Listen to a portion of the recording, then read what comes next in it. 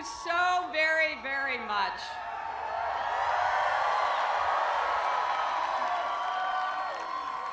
It is wonderful to be here with all of you, to be in New York with my family, with so many friends, including so many New Yorkers who gave me the honor of serving them in the Senate for 8 years. To be right across the water from the headquarters of the United Nations, where I represented our country many times. To be here in this beautiful park, dedicated to Franklin Roosevelt's enduring vision of America, the nation we want to be, and in a place with absolutely no ceilings.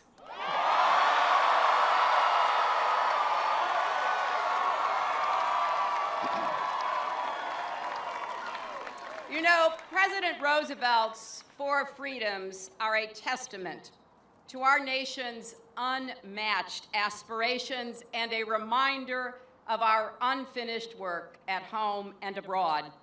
His legacy lifted up a nation and inspired presidents who followed. One is the man I served as Secretary of State, Barack Obama.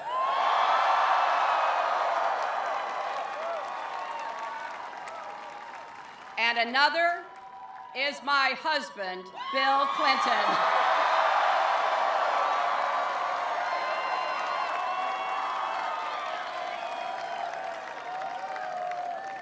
Two Democrats, guided by, that will make him so happy. They were and are 2 Democrats, guided by the fundamental American belief that real and lasting prosperity must be built by all and shared by all. President Roosevelt called on every American to do his or her part, and every American answered.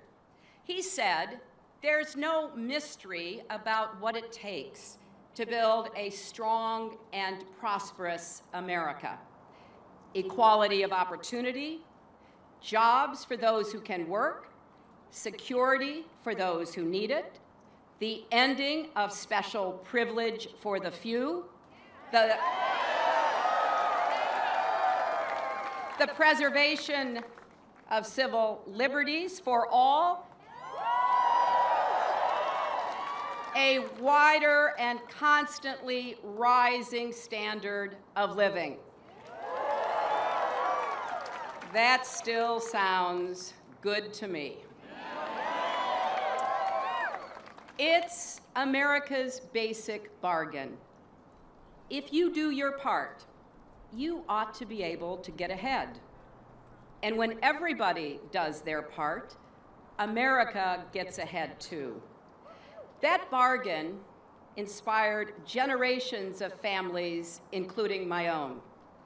It's what kept my grandfather going to work in the same Scranton lace mill every day for 50 years. It's what led my father to believe that if he scrimped and saved, his small business printing drapery fabric in Chicago could provide us with a middle-class life, and it did. When President Clinton honored the bargain, we had the longest peacetime expansion in history, a balanced budget, and for the first time in decades, we all grew together, with the bottom 20% of workers increasing their incomes by the same percentage as the top 5%. When President Obama honored the bargain, we pulled back from the brink of depression, saved the auto industry, provided health care to 16 million working people, and replaced the jobs we lost faster than the historical average after a financial crash. But it's not 1941 or 1993 or even 2009. We face new challenges in our economy and our democracy. We're still working our way back from a crisis that happened because time-tested values were replaced by false promises. Instead of an economy built by every American, for every American, we were told that if we let those at the top pay lower taxes and bend the rules, their success would trickle down to everyone else. What happened? Well, instead of a balanced budget with surpluses that could have eventually paid off our national debt, the Republicans twice cut taxes for the wealthiest, borrowed money from other countries to pay for 2 wars, and family incomes dropped. You know where we ended up. Except it wasn't the end. As we have since our founding, Americans made a new beginning. You worked extra shifts, took second jobs, postponed home repairs. You figured out how to make it work. And now people are beginning to think about their future again. Going to college, starting a business, buying a house, finally being able to put away something for retirement. So we're standing again, but we all know we're not yet running the way America should. You see corporations making record profits with CEOs making record pay, but your paychecks have barely budged. While many of you are working multiple jobs to make ends meet, you see the top 25 hedge fund managers making more than all of America's kindergarten teachers combined, and often paying a lower tax rate. So, you have to wonder, when does my hard work pay off? When does my family get ahead? When? I say now.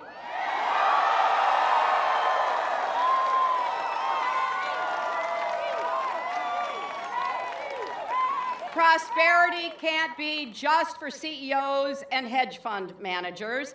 Democracy can't be just for billionaires and corporations. Prosperity and democracy are part of your basic bargain, too. You brought our country back. Now it's time, your time, to secure the gains and move ahead. And you know what? America can't succeed unless you succeed.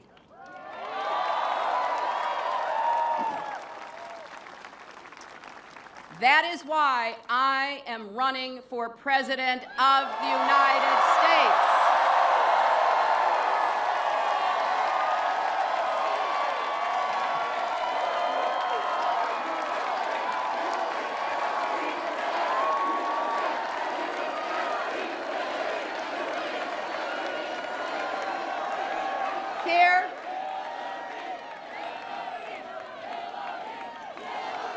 Here on Roosevelt Island, I believe we have a continuing rendezvous with destiny.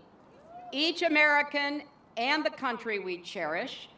I'm running to make our economy work for you and for every American, for the successful and the struggling, for the innovators and inventors, for those breaking barriers in technology and discovering cures for diseases, for the factory workers and food servers who stand on their feet all day,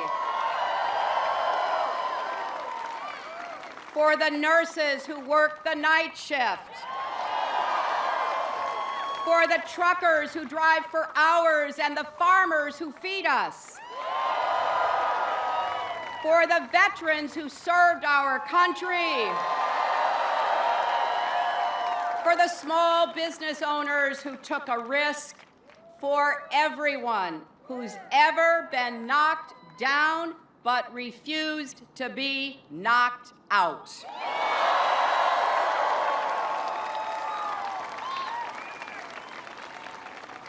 I'm not running for some Americans, but for all Americans.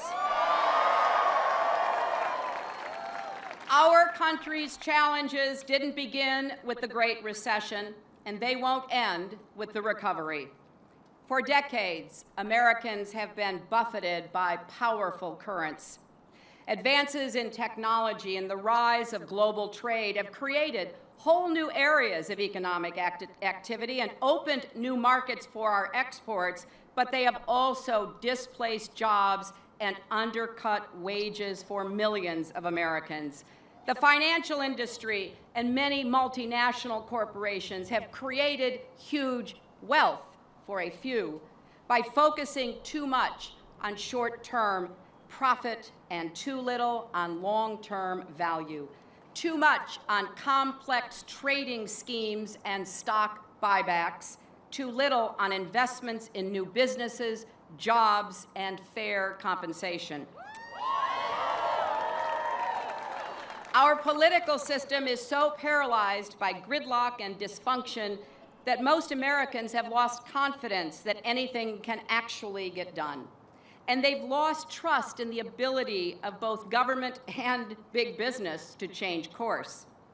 Now, we can blame historic forces beyond our control for some of this, but the choices we've made as a nation, leaders and citizens alike, have also played a big role.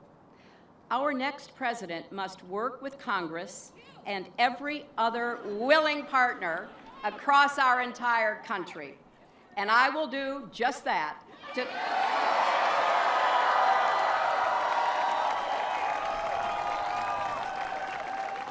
to turn the tide so these currents start working for us more than against us. At our best, that's what Americans do. We're problem solvers, not deniers. We don't hide from change, we harness it. But we can't do that if we go back to the top-down economic policies that failed us before. Americans have come too far to see our progress ripped away. Now, there may be some new voices in the presidential Republican choir, but they're all singing the same old song.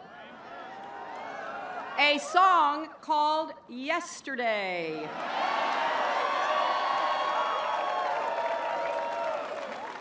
You know the one. All our troubles look as though they're here to stay, and we need a place to hide away. They believe in yesterday. And you're lucky I didn't try singing that, too, I'll tell you. These Republicans trip over themselves, promising lower taxes for the wealthy and fewer rules for the biggest corporations without regard for how that will make income inequality even worse. We've heard this tune before, and we know how it turns out. Ask many of these candidates about climate change, one of the defining threats of our time. And they'll say, I'm not a scientist. Well, then why don't they start listening to those who are?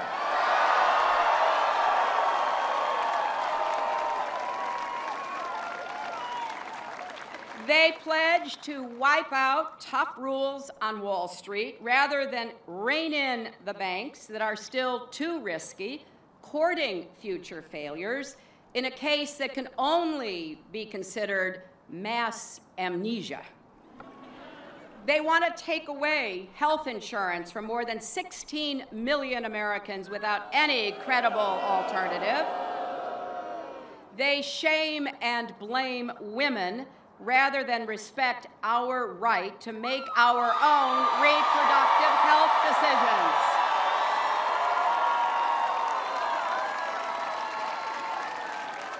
They want to put immigrants who work hard and pay taxes at risk of deportation, and they turn their backs on gay people who love each other.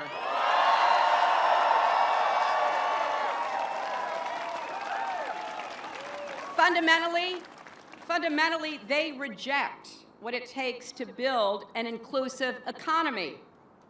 It takes an inclusive society. What I once called a village that has a place for everyone. Now, my values and a lifetime of experiences have given me a different vision for America. I believe that success isn't measured by how much the wealthiest Americans have, but by how many children climb out of poverty. How many startups and small businesses open and thrive? How many young people go to college without drowning in debt? How many people find a good job? How many families get ahead and stay ahead? I didn't learn this from politics. I learned it from my own family. My mother taught me that everybody needs a chance and a champion. She knew what it was like not to have either one. Her own parents abandoned her, and by 14, she was out on her own, working as a housemaid. Years later, when I was old enough to understand, I asked what kept her going. You know what her answer was? Something very simple. Kindness from someone who believed she mattered. The first grade teacher who saw she had nothing to eat at lunch and without embarrassing her, brought extra food to share. The woman whose house she cleaned, letting her go to high school so long as her work got done, that was a bargain she leapt to accept.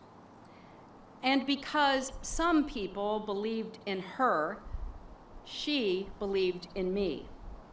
That's why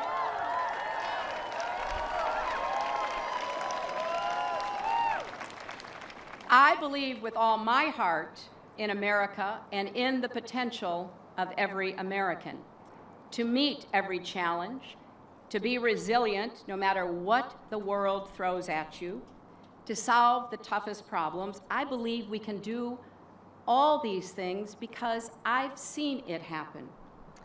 As a young girl, I signed up at my Methodist church to babysit the children of Mexican farm workers while their parents worked in the fields on the weekends. And later, as a law student, I advocated for Congress to require better working and living conditions for farm workers whose children deserved better opportunities. My first job out of law school was for the Children's Defense Fund. I walked door to door to find out how many children with disabilities couldn't go to school, and to help build the case for a law guaranteeing them access to education. As a leader of the Legal Services Corporation, I defended the right of poor people to have a lawyer, and I saw lives changed because an abusive marriage ended or an illegal eviction stopped. In Arkansas, I supervised law students who represented clients in courts and prisons, organized scholarships for single parents going to college, led efforts for better schools and health care, and personally knew the people whose lives were improved. As senator, I had the honor of representing brave firefighters, police officers, EMTs, construction workers, and volunteers ran toward danger on 9/11 and stayed there, becoming sick themselves. It took years of effort, but Congress finally approved the health care they needed.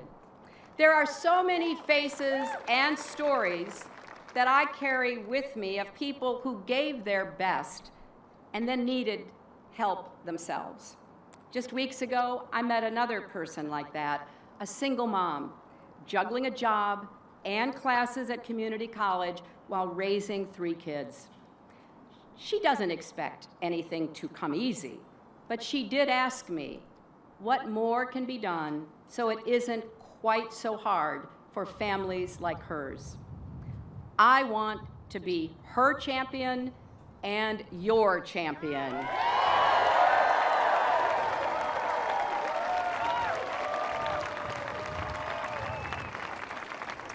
If you'll give me the chance, I'll wage and win 4 fights for you. The first is to make the economy work for everyday Americans, not just those at the top. To make the middle class mean something again, with rising incomes and broader horizons, and to give the poor a chance to work their way into it. The middle class needs more growth and more fairness. Growth and fairness go together. For lasting prosperity, you can't have one without the other. Is this possible in today's world? Yes. I believe it is, or I wouldn't be standing here. Do I think it will be easy? Of course not. But here's the good news. There are allies for change everywhere who know we can't stand by while inequality increases, wages stagnate, and the promise of America dims. We should welcome the support of all Americans who want to go forward together with us.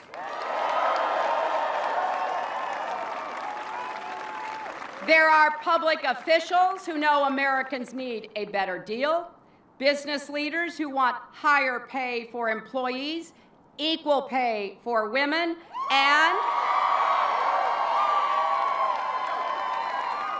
no discrimination against the LGBT community either.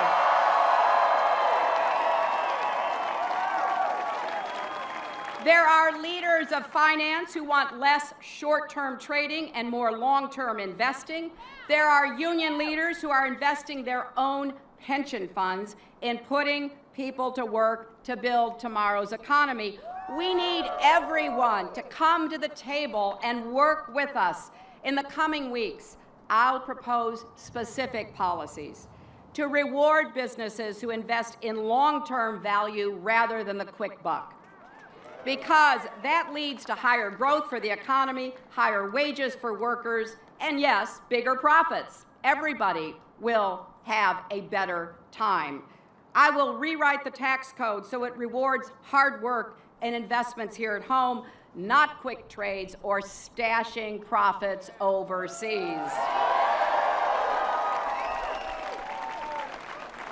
I will give new incentives to companies that give their employees a fair share of the profits their hard work earns. We will unleash a new generation of entrepreneurs and small business owners by providing tax relief, cutting red tape, and making it easier to get a small business loan.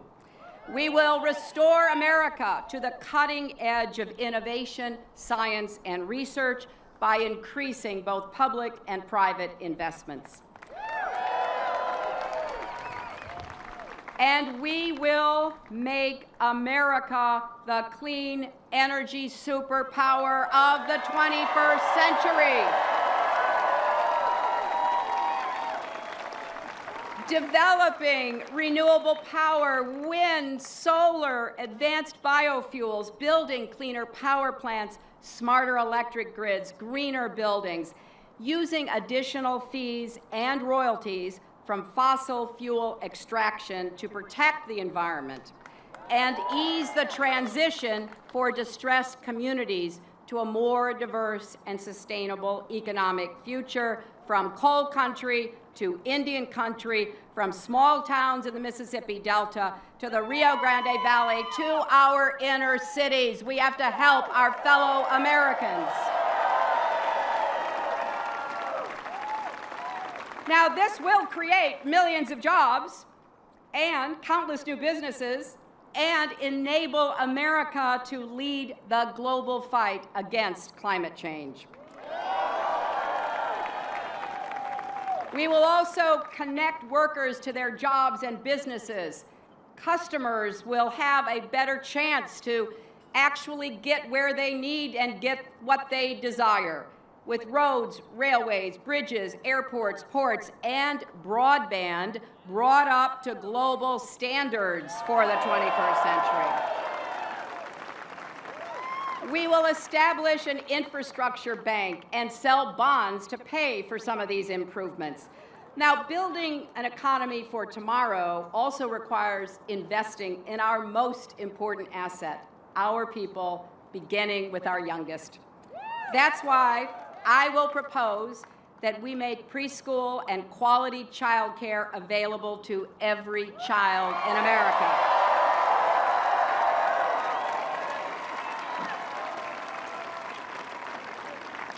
And I want you to remember this, because to me, this is absolutely the most compelling argument why we should do this. Research tells us how much early learning in the first 5 years of life can impact lifelong success. In fact, 80% of your brain is developed by age 3. And one thing I've learned is that talent is universal. You can find it anywhere, but opportunity is not. Too many of our kids never have the chance to learn and thrive as they should and as we need them to. Our country won't be competitive or fair if we don't help more families give their kids the best possible start in life. So let's staff our primary and secondary schools with teachers who are second to none in the world and receive the respect they deserve for sparking the love of learning in every child. Let's make college affordable and available to all and lift the crushing burden of student debt. Let's provide lifelong learning for workers to gain or improve skills that the economy requires, setting up many more Americans for success. Now, the second fight is to strengthen America's families, because when our families are strong, America is strong. And today's families face new and unique pressures. Parents need more support and flexibility to do their job at work and at home. I believe you should have the right to earn paid sick days. I believe you should receive your work schedule with enough notice to arrange childcare or take college courses to get ahead. I believe you should look forward to retirement with confidence, not anxiety. That you should have the peace of mind that your health care will be there when you need it without breaking the bank. I believe we should offer paid family leave so no one has to choose between keeping a paycheck and caring for a new baby or a sick relative. And it is way past time to end the outrage of so many women still earning less than men on the job.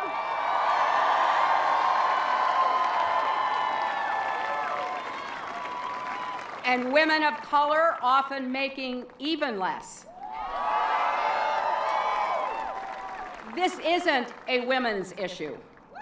It's a family issue, just like raising the minimum wage is a family issue.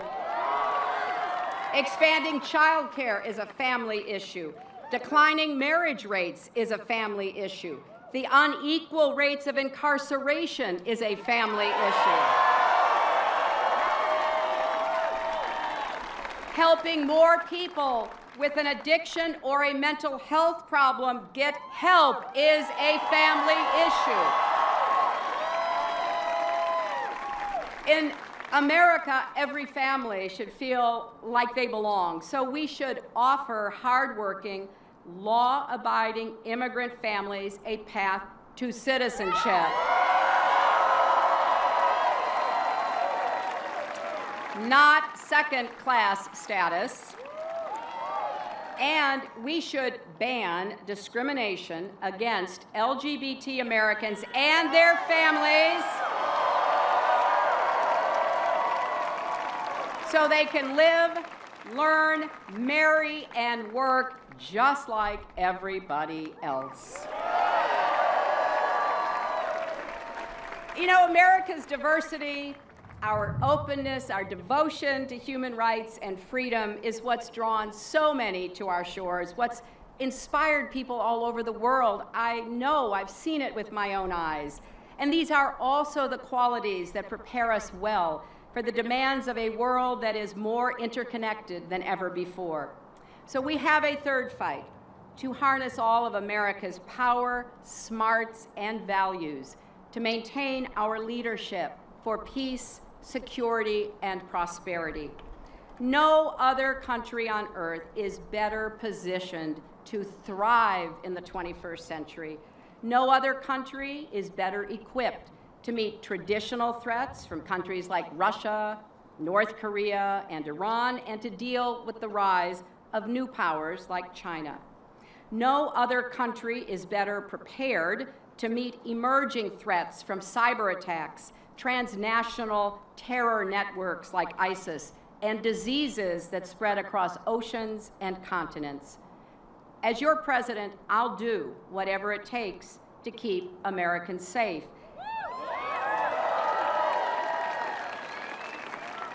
And if you look over my left shoulder, you can see the new World Trade Center soaring skyward.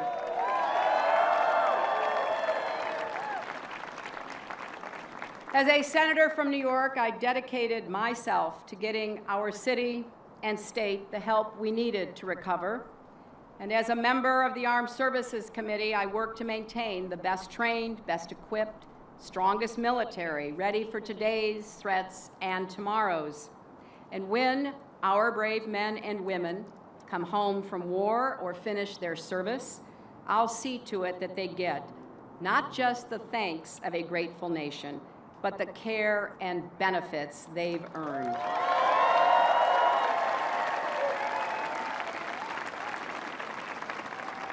I've stood up to adversaries like Putin and reinforced allies like Israel, and I was in the Situation Room on the day we got bin Laden. But I know we have to be smart as well as strong. Meeting today's global challenges requires every element of America's power, including skillful diplomacy, economic influence, and building partnerships to improve lives around the world with people, not just their governments. There are a lot of trouble spots in the world, but there's a lot of good news out there too.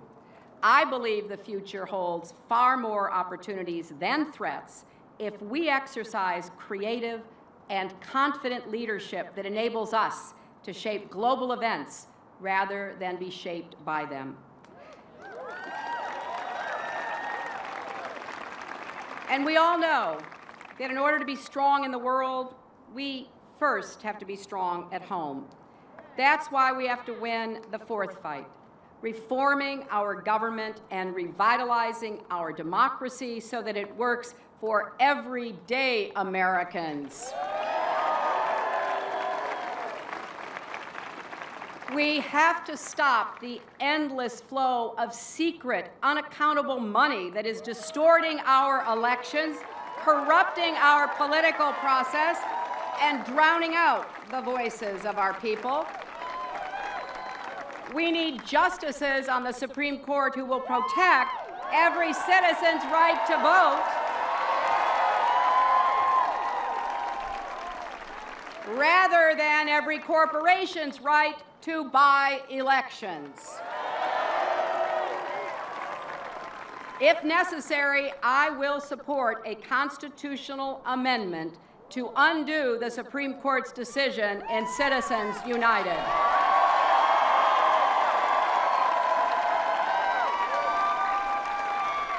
I want to make it easier for every citizen to vote. That's why I've proposed universal automatic registration and expanded early voting. I'll fight back against Republican efforts to disempower and disenfranchise young people, poor people, people with disabilities, and people of color. What part of democracy are they afraid of? But no matter how easy we make it to vote, we still have to give Americans something worth voting for. Government is never going to have all the answers, but it has to be smarter, simpler, more efficient, and a better partner. That means access to advanced technology so government agencies can more effectively serve their customers, the American people. We need expertise and innovation from the private sector to help cut waste and streamline services. There's so much that works in America. For every problem we face, someone, somewhere in America is solving it. Silicon Valley cracked the code on sharing and scaling a while ago. Many states are pioneering new ways to deliver services. I want to help Washington catch up.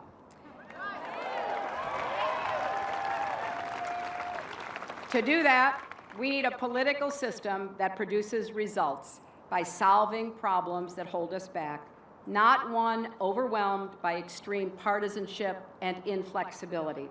Now, I'll always seek common ground with friend and opponent alike, but I'll also stand my ground when I must. That's something I did as Senator and Secretary of State, whether it was working with Republicans to expand health care for children and for our National Guard, or improve our foster care and adoption system, or pass a treaty to reduce the number of Russian nuclear warheads that could threaten our cities. And it is something I will always do as your president. We Americans may differ, bicker, stumble, and fall, but we are at our best when we pick each other up, when we have each other's back. Like any family, our American family is strongest when we cherish what we have in common and fight back against those who would drive us apart. People all over the world have asked me, how could you and President Obama work together after you fought so hard against each other in that long campaign? Now, that is an understandable question, considering that in many places, if you lose an election, you could get imprisoned or exiled, even killed, not hired as Secretary of State.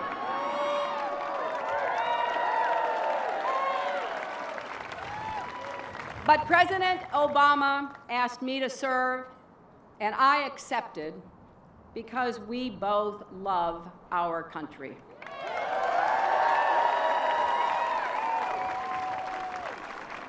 That's how we do it in America. With that same spirit, together we can win these 4 fights. We can build an economy where hard work is rewarded. We can strengthen our families. We can defend our country and increase our opportunities all over the world. And we can renew the promise of our democracy if we all do our part in our families, in our businesses, unions, houses of worship, schools, and yes, in the voting booth. I want you to join me in this effort. Help me build this campaign and make it your own. Talk to your friends, your family, your neighbors. Text JOIN, J-O-I-N, to 47246. Go to HillaryClinton.com and sign up to make calls and knock on doors. It's no secret that we're going up against some pretty powerful forces that will do and spend whatever it takes to advance a very different vision for America. But I've spent my life fighting for children, families, and our country, and I'm not stopping now.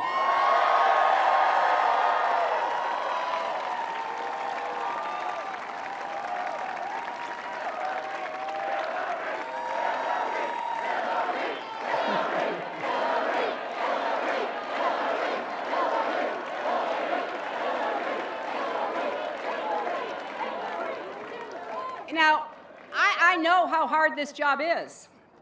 I've seen it up close and personal.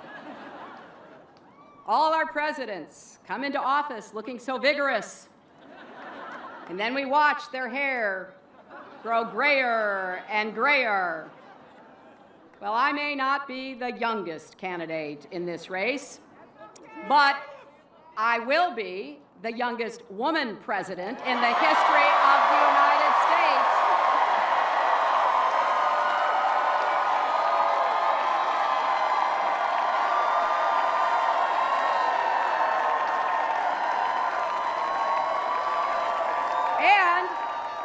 And the first grandmother as well. And one additional advantage, you won't see my hair turn white in the White House. I've been coloring it for years. So, I'm looking for a great debate among Democrats, Republicans, and independents. I'm not running to be president only for those Americans who already agree with me. I want to be president for all Americans. And along the way, I'll just let you in on this little secret. I won't get everything right. Lord knows I've made my share of mistakes. Well, there's no shortage of people pointing them out. And I certainly haven't won every battle I've fought, but leadership means perseverance and hard choices. You have to push through the setbacks and the disappointments and keep at it. I think you know by now that I've been called many things by many people. Quitter is not one of them.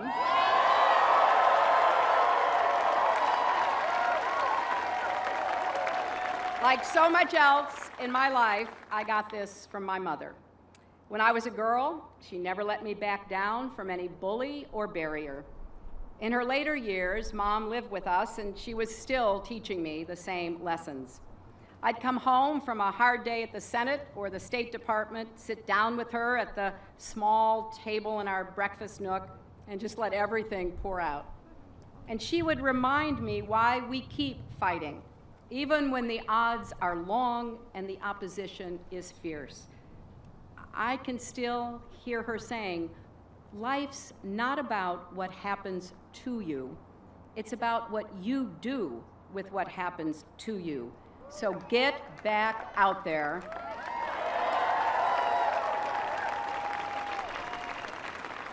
She lived to be 92 years old, and I often think about all the battles she witnessed over the course of the last century, all the progress that was won because Americans refused to give up or back down. She was born on June 4th, 1919, before women in America had the right to vote. But on that very day, after years of struggle, Congress passed the constitutional amendment that would change that forever. The story of America is a story of hard-fought, hard-won progress, and it continues today. New chapters are being written by men and women who believe that all of us, not just some, but all, should have the chance to live up to our God-given potential. Not only because we're a tolerant country or a generous country or a compassionate country, but because we're a better, stronger, more prosperous country when we harness the talent, hard work, and ingenuity of every single American. I wish my mother could have been with us longer. I wish she could have seen Chelsea become a mother herself. I wish she could have met Charlotte. I wish she could have seen the America we're going to build together.